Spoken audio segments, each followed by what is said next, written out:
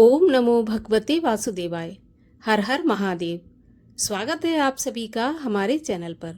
आज के इस वीडियो में हम आपको सुनाएंगे बुधवार के प्रदोष के व्रत की कथा। बुधवार का प्रदोष व्रत करने से सभी प्रकार की मनोकामनाएं सिद्ध होती हैं, भगवान शिव की कृपा प्राप्त होती है। आज 20 अगस्त 2025 दिन बुधवार है और आज है त्रयोदशी तिथि। आज के दिन प्रदोष का व्रत रखा जाता है, प्रदोष के व्रत की कथा सुनी जाती है। साथ ही साथ आज भाद्रपद मास के कृष्ण पक्ष की जो त्रयोदशी तिथि है, इसी दिन द्वादशी का त्योहार भी मनाया जाता है, जिसको गौवत्स द्वादशी कहते हैं। तो आज के इस वीडियो में हम आपको प्रदोष व्रत की कथा के साथ साथ गौवत्स द्वादशी की कथा भी सुनाएंगे। तो अगर आप गौवत्स द्वादशी की कथा सुनना चाहते हैं तो सुन सकते हैं, नहीं तो केवल प्रदोष व्रत की कथा सुनकर भी आप वीडियो को स्किप कर सकते हैं। इसके बाद शिव जी की आरती भी सुनाएंगे। तो चलिए, कथा शुरू करने से पहले आपसे एक आग्रह कर लेते हैं कि अगर अभी तक आपने हमारे चैनल को सब्सक्राइब नहीं किया है, पहली बार चैनल पर आए हैं, तो चैनल को सब्सक्राइब अवश्य कर लीजिए। साथ ही साथ बेल आइकन पर भी क्लिक कर लीजिए। और अगर आज की ये कथा अच्छी लगे तो लाइक अवश्य करिएगा, क्योंकि आपके लाइक से ही हमें ये पता चलता है कि आपको हमारा वीडियो पसंद आया है। तो चलिए अब शुरू करते हैं बुधवार के प्रदोष के व्रत की कथा। प्राचीन काल की बात है। एक पुरुष का नया नया विवाह हुआ था। वह कोने के बाद दूसरी बार अपनी पत्नी को लेने के लिए अपनी ससुराल पहुंचा और उसने अपनी सास से कहा कि बुधवार के दिन ही पत्नी को लेकर अपने घर जाएगा। उस पुरुष के सास ससुर ने, साले सालियों ने उसको बहुत समझाया कि बुधवार को पत्नी को विदा कराकर ले जाना शुभ नहीं माना जाता, लेकिन वह पुरुष अपनी जिद से टस से मस नहीं हुआ। विवश होकर सास ससुर को अपने जामाता और पुत्री को भारी मन से विदा करना पड़ा। जब पति पत्नी बैलगाड़ी में चले जा रहे थे, तब एक नगर के बाहर निकलते ही पत्नी को जोर से प्यास लगी और उसने अपने पति से पानी लेने के लिए कहा। तो पति लोटा लेकर पत्नी के लिए पानी लेने चला गया। पानी लेकर जब वह लौटा तो उसके क्रोध और आश्चर्य की सीमा नहीं रही, क्योंकि उसकी पत्नी किसी अन्य पुरुष के लाए लोटे में से पानी पीकर हंस हंस कर उससे बातें कर रही थी।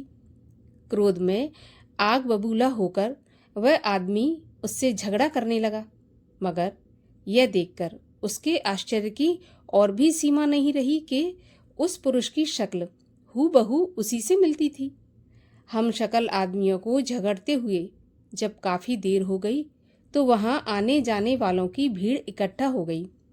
सिपाही भी आ गया। तो सिपाही ने स्त्री से पूछा कि इन दोनों में से कौन सा आदमी तेरा पति है। तो बेचारी असमंजस में पड़ गई, क्योंकि दोनों की शक्ल एक दूसरे से बिल्कुल मिलती थी। बीच रास्ते में अपनी पत्नी को इस तरह लुटा देखकर उस पुरुष की आंख भर आई और वह भगवान शंकर से प्रार्थना करने लगा कि हे भगवान, आप मेरी पत्नी की रक्षा कीजिए। मुझसे बड़ी भूल हुई जो मैं बुधवार को अपनी पत्नी को विदा करा कर लाया। अब भविष्य में ऐसा अपराध कभी नहीं करूँगा। उसकी यह प्रार्थना जैसे ही पूरी हुई कि दूसरा पुरुष अंतर्ध्यान हो गया और वह पुरुष सकुशल अपनी पत्नी के साथ अपने घर पहुंच गया। उस दिन के बाद पति पत्नी नियम पूर्वक बुधवार के प्रदोष का व्रत रखने लगे। तो इस प्रकार जो भी भक्त पूरी श्रद्धा से और पूरे नियम से बुधवार के प्रदोष का व्रत रखता है, उसकी सभी मनोकामनाएं पूर्ण होती हैं।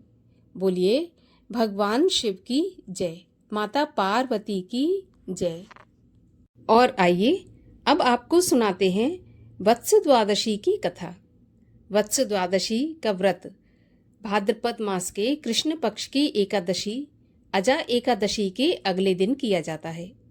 इस व्रत में जो माताएं होती हैं वो अपने पुत्र की मंगल कामना के लिए इस व्रत को करती हैं।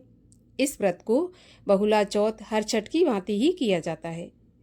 इसमें गीली मिट्टी से गाय, बछड़ा इत्यादि बनाकर पूजा की जाती है और भोग में अंकुरित दालें चढ़ाई जाती हैं और इसी को स्वयं भी ग्रहण किया जाता है।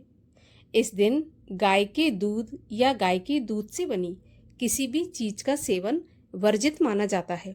भैंस के दूध का ही इस्तेमाल किया जाता है। इस प्रकार से गौवत्स द्वादशी की पूजा की जाती है। ऐसा माना जाता है कि इसी दिन से भगवान श्री कृष्ण पहली बार गाय चराने गए थे, इसीलिए इस दिन को वत्स द्वादशी के रूप में मनाया जाता है। इसके पीछे एक कथा है जिसके अनुसार एक राजा रानी की बहुत ज़्यादा संतानें थीं।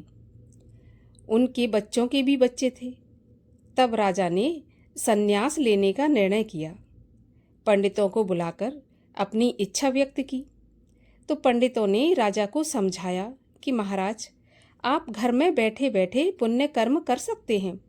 कुएं खुदवाओ, बगीचे लगवाओ, तालाब खुदवा दो, जंगल में जाकर संन्यास लेने की क्या आवश्यकता है। राजा ने पूछा, तो मैं इनमें से कौन सा काम करूं जो सर्वश्रेष्ठ हो। तो पंडितों ने तालाब बनवाने की सलाह दे दी। तालाब के जल से अनेक जीव लाभ उठा सकते हैं। ऐसा सोचकर राजा ने तालाब खुदवा दिया। चारों ओर से उसकी दीवार पक्की करवा दी, लेकिन तालाब से पानी नहीं फूटा। राजा ने फिर पंडित बुलवाए तो पंडितों ने कुबरा कुत्ता, भूरी बिल्ली और ज्येष्ठ पुत्र के लड़के तथा अगले हल की गोई की बलि देने का आदेश दिया। अब राजा उलझन में पड़ गया। वह धर्म की रक्षा के लिए अधर्म करने के पक्ष में बिल्कुल नहीं था। उसके ज्येष्ठ पुत्र का तो एक ही लड़का था, उसकी बलि कैसे दी जा सकती थी। और बलि के लिए हर छठ का दिन नियत था। तो राजा ने बड़ी बहू की माँ की बीमारी का बहाना करके उसे मायके भेज दिया। उस दिन हर छठ थी तो बड़ी बहू हर छठ का पूजन छोड़कर अपनी माँ के पास गई तो सही, लेकिन बुरे मन से गई। वहाँ जाते ही भली चंगी माँ ने बेटी से हर छठ के दिन आने का कारण पूछा तो उसने सारी बात बता दी। माँ ने कहा, तुम्हारे साथ छल हुआ है। अच्छा चलो, भगवान सब भला करेंगे, हर छठ का पूजन कर लेते हैं। इधर जैसे ही राजा ने बलि की सारी सामग्री इकट्ठी करके जेठे लड़के को बलि की वेदी पर चढ़ाया तो तालाब पानी से लबालब भर गया। यह जानकर बहू भी बड़ी प्रसन्न हुई। माँ ने उसे आदेश दिया कि कल गोवत्स द्वादशी है, चने भिगो देना। तो लड़की ने ओकद्वास का पूजन अपने ससुराल में ही आकर करना चाहा। वह पुजापे की सारी सामग्री लेकर वहां पहुंच गई। उसने देखा कि तालाब पानी से भरा हुआ है। वह पास के खेत में भरे पानी से नहाई। उसने वहीं बैठकर पूजा की। पाट पर गीली मिट्टी से बाग बागिन की मूर्तियां, गाय बछड़े की मूर्तियां बनाकर रखीं। हाथ में भीगे हुए चने लेकर अर्घ्य दिया और चने तालाब में डाल दिए। चनों के डालते ही अगले हल की गोई बाहर निकल आई। उसने फिर से हाथ में चने लिए और तालाब में डाले तो भूरी बिल्ली और कुबरा कुत्ता बाहर निकल आए। उसने एक बार फिर से चने हाथ में लिए और दोबारा डाले तो देखा कि लड़का उसका तालाब में से बाहर निकल आया। तो लड़के को देखकर वह सास ससुर पर बड़बड़ाई और घर की ओर चल दी। राजा महल में द्वार बंद किए बैठा था। वह लज्जित होकर बाहर नहीं निकल रहा था। तो बहू ने किवाड़ खुलवाने के लिए खींच कर कहा कि तुम सबने तो मेरा लड़का ही पानी में डुबो दिया था, उसकी ठीक से देखभाल भी नहीं कर सके। मैं उसे निकाल कर लाई हूँ। मैं नहीं लाती तो वह मर ही गया होता। ये सुनकर राजा ने द्वार खोल दिए। राजा बोला, बहू, मैंने तो सचमुच ही सब डुबो दिया था। तुम्हारा तो भाग्य प्रबल है जो तुम्हें तुम्हारा लड़का मिल गया। इसके पश्चात वे सभी आनंद पूर्वक रहने लगे। तो ये थी गौवत्स द्वादशी की कथा। और आइए अब हम करते हैं भगवान शिव की आरती। ओम जय शिव ओमकारा स्वामी हर शिव ओमकारा ब्रह्मा विष्णु सदा शिव अर्धांगी धारा।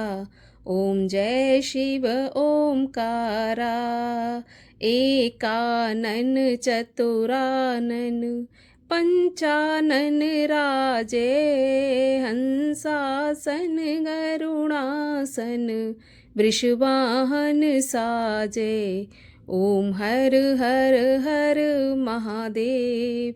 दो भुज चार चतुर्भुज 10 भुज ते सोहे तीनों रूप निरखता त्रिभुवन जन मोहे। ओम जय शिव ओमकारा अक्षमाला वनमाला मुंडमाला धारी चंदन मृग मद सोहे भोले शुभकारी। ओम जय शिव ओमकारा श्वेतांबर पीतांबर बाघांबर अंगे ब्रह्मादिक सनकादिक भूतादिक संगे। ओम जय शिव ओमकारा करके मध्य कमंडल चक्र त्रिशूल धरता जग हरता जग भरता जग पालन करता। ओम जय शिव ओमकारा ब्रह्मा विष्णु सदा शिव जानत अविवेका प्रणवाक्षर के मध्य ये तीनों एका। ओम हर हर हर महादेव। त्रिगुण शिव जी की आरती जो कोई जन गावे कहत शिवानंद स्वामी सुख संपत्ति पावे। ओम जय शिव ओमकारा। बोलिए शिव शंकर महादेव की जय।